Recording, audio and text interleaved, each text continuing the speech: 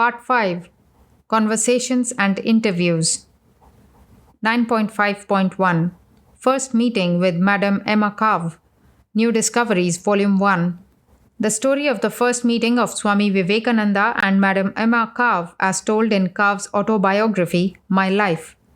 Swami Vivekananda was lecturing in Chicago 1 year when I was there, and as I was at that time greatly depressed in mind and body, I decided to go to him. Before going, I had been told not to speak until he addressed me. When I entered the room, I stood before him in silence for a moment. He was seated in a noble attitude of meditation, his robe of saffron yellow falling in straight lines to the floor, his head swathed in a turban bent forward, his eyes on the ground. After a pause, he spoke without looking up. "My child," he said, "what a troubled atmosphere you have about you. Be calm. It is essential." Then in a quiet voice, untroubled and aloof, this man who did not even know my name talked to me of my secret problems and anxieties. He spoke of things that I thought were unknown even to my nearest friends. It seemed miraculous, supernatural. "How do you know all this?" I asked at last. "Who has talked of me to you?" He looked at me with his quiet smile as though I were a child who had asked a foolish question. "No one has talked to me," he answered gently. "Do you think that it is necessary? I read in you as in an open book." Finally, it was time for me to leave. "You must forget," he said as I rose. "Become gay and happy again. Build up your health. Do not dwell in silence upon your sorrows. Transmute your emotions into some form of external expression. Your spiritual health requires it. Your art demands it." I left him deeply impressed by his words and his personality. He seemed to have emptied my brain of all its feverish complexities and placed there instead his clear and calming thoughts. I became once again vivacious and cheerful, thanks to the effect of his powerful will. He did not use any of the hypnotic or mesmeric influences. It was the strength of his character, the purity and intensity of his purpose that carried conviction. It seemed to me, when I came to know him better, that he lulled one's chaotic thoughts into a state of peaceful acquiescence, so that one could give complete and undivided attention to his words. 9.5.2 First Meeting with John D. Rockefeller. An excerpt from Madame Verdier's journal quoted in the New Discoveries, Volume 1, as told by Madame Emma Carve to Madame Renette Verdier. Mr. X, in whose home Swamiji was staying in Chicago, was a partner or an associate in some business with John D. Rockefeller. Many times John D. heard his friends talking about his extraordinary and wonderful Hindu monk who was staying with them, and many times he had been invited to meet Swamiji, but for one reason or another always refused. At that time, Rockefeller was not yet at the peak of his fortune, but was already powerful and strong-willed, very difficult to handle and a hard man to advise. But one day, although he did not want to meet Swamiji, he was pushed to it by an impulse and went directly to the house of his friends, brushing aside the butler who opened the door and saying that he wanted to see the Hindu monk. The butler ushered him into the living room, and not waiting to be announced, Rockefeller entered into Swamiji's adjoining study and was much surprised, I presume, to see Swamiji behind his writing table, not even lifting his eyes to see who had entered.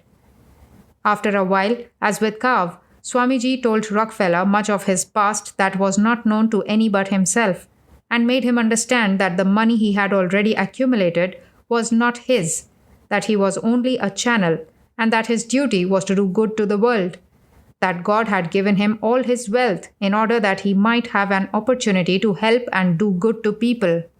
Rockefeller was annoyed that anyone dared to talk to him that way and tell him what to do. He left the room in irritation, not even saying goodbye. But about a week after, again without being announced, he entered Swamiji's study and, finding him the same as before, threw on his desk a paper which told of his plans to donate an enormous sum of money toward the financing of a public institution. "Well, there you are," he said. "You must be satisfied now, and you can thank me for it." Swamiji did not even lift his eyes, did not move. Then taking the paper, he quietly read it, saying, "It is for you to thank me." That was all. This was Rockefeller's first large donation to the public welfare. 9.5.3 A Dusky Philosopher from India. New Discoveries, Volume 5. To preserve the historical authenticity of the newspaper reports in this section, their original spelling has been largely retained. However, their punctuation has been made consistent with the style of the complete works. Publisher. An interview by Blanche Partington, San Francisco Chronicle, March 18, 1900. Bowing very low in Eastern fashion on his entrance to the room, then holding out his hand in good American style, the dusky philosopher from the banks of the Ganges gave friendly greeting to the representative of that thoroughly Occidental institution, the daily press. I asked for a picture to illustrate this article, and when someone handed me a certain cut, which has been extensively used in lecture advertisements here, he uttered a mild protest against its use. "But that does not look like you," said I. "No, it is as if I wish to kill someone," he said, smiling. Like. Othello, I inserted rashly, but the little audience of friends only smiled as the Swami made laughing recognition of the absurd resemblance of the picture to the jealous Moor. "But I do not use that picture." "Is it true, Swami," I asked, "that when you went home after lecturing in the Congress of Religions after the World's Fair, princes knelt at your feet, a half dozen of the ruling sovereigns of India dragged your carriage through the streets, as the papers told us? We do not treat our priests so." "That is not good to talk of," said the Swami. "But it is true that religion rules there, not dollars." "What about caste?" "What of your 400? He replied, smiling. "Caste in India is an institution hardly explicable or intelligible to the Occidental mind. It is acknowledged to be an imperfect institution, but we do not recognize a superior social result from your attempts at class distinction. India is the only country which has so far succeeded in imposing a permanent caste upon her people, and we doubt if an exchange for Western superstitions and evils would be for her advantage. But under such regime, where a man may not eat this, nor drink that, nor marry the other, the freedom you teach would be impossible," I ventured. "It is impossible," assented the Swami. "But until India has outgrown the necessity for caste laws will remain." "Is it true that you may not eat food cooked by a foreigner, unbeliever?" I asked. "In India, the cook, who is not called a servant, must be of the same or higher caste than those for whom the food is cooked, as it is considered that whatever a man touches is impressed by his personality, and food, with which a man builds up the body through which he expresses himself, is regarded as being liable to such impression. As to the foods we eat, it is assumed that certain kinds of food nourish certain properties worthy of cultivation, and that others retard our spiritual growth. For instance, we do not kill to eat. Such food would be held to nourish the animal body at the expense of the spiritual body, in which the soul is said to be clothed on its departure from this physical envelope, besides laying the sin of blood guiltiness upon the butcher." "Ugh!" I exclaimed involuntarily. An awful vision of reproachful little lambs, little chicken ghosts, hovering cow spirits. I was always afraid of cows anyway, rising up before me. "You see," explained the Brahmin Kshatriya, "the universe is all one, from the lowest insect to the highest yogi. It is all one. We are all one. You and I are one."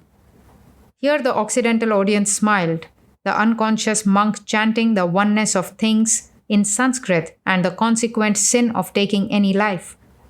He was pacing up and down the room most of the time during our talk, occasionally standing over the register. It was a chill morning for this child of the sun, and doing with grace and freedom whatever occurred to him, even at length smoking a little.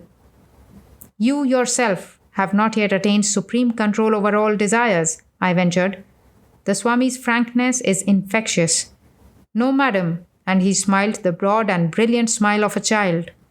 "Do I look it?" But the Swami, from the land of hashish and dreams, doubtless did not connect my query with its smoky origin. "Is it usual among the Hindu priesthood to marry?" I ventured again. "It is a matter of individual choice," replied this member of the Hindu priesthood. "One does not marry that he may not be in slavery to a woman and children, or permit the slavery of a woman to him." "But what is to become of the population?" urged the anti-Malthusian.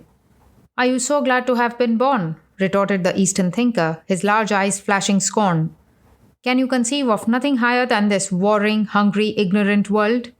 Do not fear that you may be lost, though the sordid, miserable consciousness of the now may go.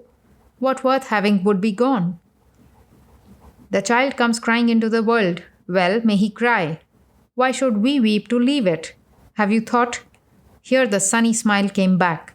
Of the different modes of east and west of expressing the passing away, we say of the dead man, he gave up his body. You put it, he gave up the ghost. How can that be? Is it the dead body that permits the ghost to depart? What curious inversion of thought! But on the whole, Swami, you think it better to be comfortably dead than a living lion? Persisted the defender of populations. Swaha, swaha, so be it, shouted the monk. But how is it that under such philosophy men consent to live at all? Because a man's own life is sacred as any other life, and one may not leave chapters unlearned, returned the philosopher. Add power and diminish time, and the school days are shorter, as the learned professor can make the marble in 12 years which nature took centuries to form. It is all a question of time. India, which has had this teaching so long, has not yet learned her lesson? No, though she is perhaps nearer than any other country in that she has learned to love mercy. What of England in India? I asked. But for English rule, I could not be here now, said the monk, though your lowest free-born American Negro holds higher position in India politically than is mine. Brahmin and Coolie, we are all natives. But it is all right, in spite of the misunderstanding and oppression. England is the dharma, karma of India, attracted inevitably by some inherent weakness, past mistakes, but from her blood and fiber will come the new national hope for my countrymen. I am a loyal subject of the Empress of India. And here the Swami salaamed before an imaginary potentate, bowing very low, perhaps too low for reverence. But such an apostle of freedom, I murmured. She is the widow for many years, and such we hold in high worth in India, said the philosopher seriously. As to freedom, yes, I believe the goal of all development is freedom, law and order. There is more law and order in the grave than anywhere else. Try it. I must go, I said. I have to catch a train. That is like all Americans, smiled the Swami, and I had a glimpse of all eternity in his utter restfulness. You must catch this car or that train always. Is there not another, later? But I did not attempt to explain the Occidental conception of the value of time to this child of the Orient, realizing its utter hopelessness and my own renegade sympathy. It must be delightful beyond measure to live in the land of time enough. In the Orient, there seems time to breathe, time to think, time to live. As the Swami says, what have we in exchange? We live in time, they in eternity. 9.5.4 We are hypnotized into weakness by our surroundings. New Discoveries, Volume 5. An interview by the San Francisco Examiner, March 18, 1900. Hindu philosopher who strikes at the root of some Occidental evils and tells how we must worship God simply and not with many vain prayers. One American friend he may be assured of, the Swami is a charming person to interview. Pacing about the little room where he is staying, he kept the small audience of interviewer and friend entertained for a couple of hours. Tell you about the English in India? But I do not wish to talk of politics. But from the higher standpoint, it is true that but for the English rule, I could not be here. We natives know that it is through the intermixture of English blood and ideas that the salvation of India will come. 50 years ago, all the literature and religion of the race were locked up in the Sanskrit language. Today, the drama and the novel are written in the vernacular, and the literature of religion is being translated. That is the work of the English, and it is unnecessary in America to descant upon the value of the education of the masses. What do you think of the Boers' War? Was asked. Oh, have you seen the morning paper? But I do not wish to discuss politics. English and Boers are both in the wrong. It is terrible, terrible, the bloodshed. English will conquer, but at what fearful cost? She seems the nation of fate. And the Swami with a smile began chanting the Sanskrit for an unwillingness to discuss politics. Then he talked long of ancient Russian history, and of the wandering tribes of Tartary, and of the Moorish rule in Spain, and displaying an astonishing memory and research. To this childlike interest in all things that touch him is doubtless due much of the curious and universal knowledge that he seems to possess. 9.5.5 Marriage New Discoveries, Volume 5. From Miss Josephine Macleod's February 1908 letter to Mary Hale, in which she described Swami Vivekananda's response to Alberta Sturgis's question. Alberta Sturgis: Is there no happiness in marriage? Swami Vivekananda: Yes, Alberta, if marriage is entered into as a great austerity and everything is given up, even principle. 9.5.6 Line of Demarcation New Discoveries, Volume 5. From Mrs. Alice Hansborough's reminiscence of a question-answer exchange following the class entitled Hints on Practical Spirituality. Question: Swami, if all things are one, what is the difference between a cabbage and a man? Answer: Stick a knife into your leg and you will see the line of demarcation. 9.5.7 God is New Discoveries, Volume 5. Alice Hansborough's record of a question-answer session after a class lecture. Question: Then Swami, what you claim is that all is good? Answer: By no means. My claim is that all is not. Only God is. That makes all the difference. 9.5.8 Renunciation New Discoveries, Volume 6. From Alice Hansborough's reminiscences of a question-answer session following one of Swami Vivekananda's San Francisco classes pertaining to renunciation. Woman student: Well, Swami, what would become of the world if everyone renounced? Swami Vivekananda: Madam, why do you come to me with that lie on your lips? You have never considered anything in this world but your own pleasure. 9.5.9 Sri Ramakrishna's Disciple New Discoveries, Volume 6. Mrs. Edith Allen described a teacher-student exchange in one of Swami Vivekananda's San Francisco classes. Swami Vivekananda: I am the disciple of a man who could not write his own name, and I am not worthy to undo his shoes. How often have I wished I could take my intellect and throw it into the Ganges? Student: But Swami, that is the part of you I like best. Swami Vivekananda: That is because you are a fool, madam, like I am. 9.5.10 The Master's Divine Incarnation New Discoveries, Volume 6. From Mrs. Edith Allen's Reminiscences. Swami Vivekananda: I have to come back once more. The Master said I am to come back once more with him. Mrs. Allen: You have to come back because Sri Ramakrishna says so? Swami Vivekananda: Souls like that have great power, madam. 9.5.11 A Private Admission New Discoveries, Volume 6. From Mrs. Edith Allen's Reminiscences of Swami Vivekananda's Stay in Northern California, 1900. Woman student: Oh, if I had only lived earlier, I could have seen Sri Ramakrishna. Swami Vivekananda, turning quietly to her: You say that, and you have seen me? 9.5.12 A Greeting New Discoveries, Volume 6. From Mr. Thomas Allen's Reminiscences of Swami Vivekananda's Visit to Alameda, California, 1900.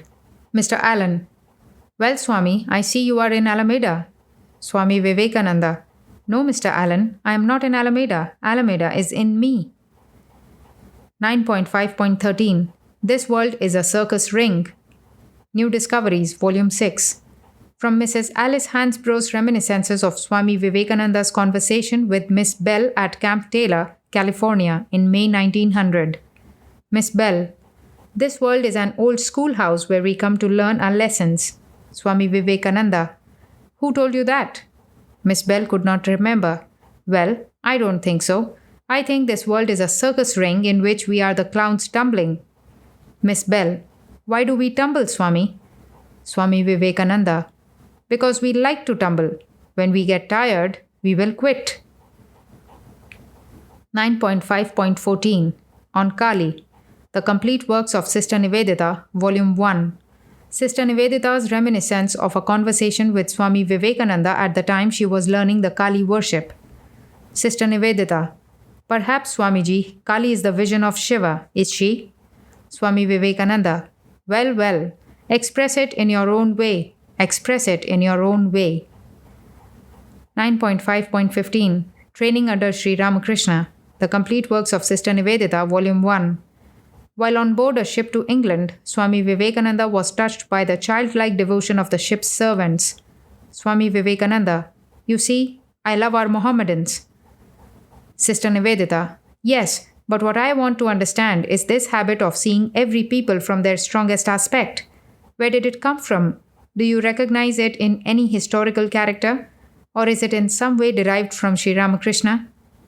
Swami Vivekananda, it must have been the training under Ramakrishna Paramahamsa. We all went by his path to some extent. Of course, it was not so difficult for us as he made it for himself. He would eat and dress like the people he wanted to understand, take their initiation, and use their language. One must learn, he said, to put oneself into another man's very soul. And this method was his own. No one ever before in India became Christian and Mohammedan and Vaishnava by turn.